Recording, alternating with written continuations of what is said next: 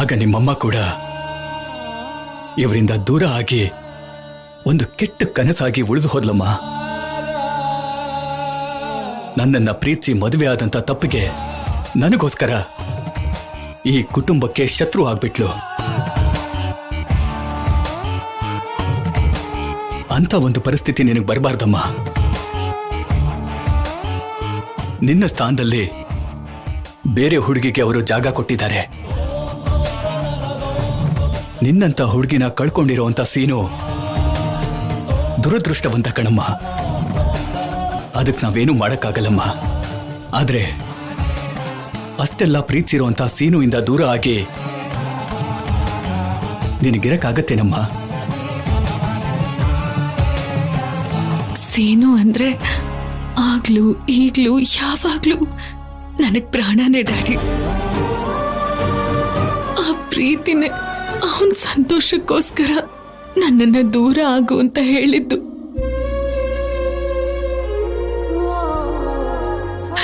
ಹೊರಟೋಗೋ ಹಾಗೆ ಮಾಡಿದ್ದು. ಕಷ್ಟ ಆದ್ರೂನು ಇಷ್ಟಪಟ್ಟು ತಗೊಂಡ ನಿರ್ಧಾರ ಡ್ಯಾಡಿ ಇದು.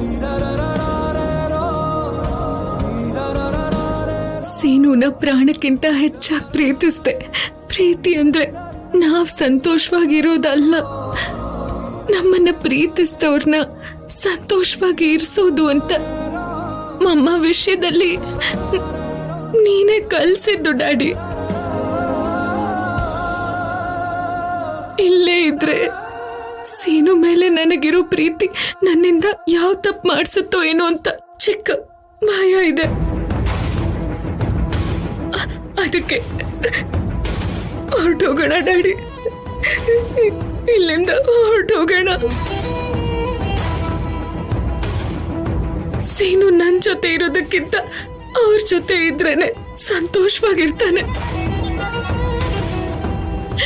ಅದಕ್ಕೆ ಆ ರೀತಿ ಒಂದ್ ಕಂಡೀಷನ್ ಹಾಕಿ ಎಲ್ರು ನಾನೇ ಬೇಡ ಅಂತ ಹೇಳೋ ಹಾಗೆ ಮಾಡ್ಕೊಂಡೆ. ನಾನು ಹೀಗ್ ಮಾಡಿದ್ದಕ್ಕೆ ಎಲ್ರಿಗೂ ಕೋಪ ಇದ್ರು, ದೊಡ್ಡಮ್ಮಂಗ್ ಮಾತ್ರ ನೋವಾಗಿದ್ದೆ. ಆದ್ರೆ ಏನ್ ಮಾಡ್ಲಿ, ನಿಜಾನ ದೊಡ್ಡಮ್ಮಂಗೆ ಹೇಳೋಕ್ಕಾಗಲ್ಲ, ಹೇಳಿದ್ರೆ ಸುಮ್ನಿರಲ್ಲ. ಅದಕ್ಕೆ ದೊಡ್ಡಮ್ಮಂಗೂ ನಿಜಾನ ಹೇಳೋಕ್ಕಾಗ್ಲಿಲ್ಲ.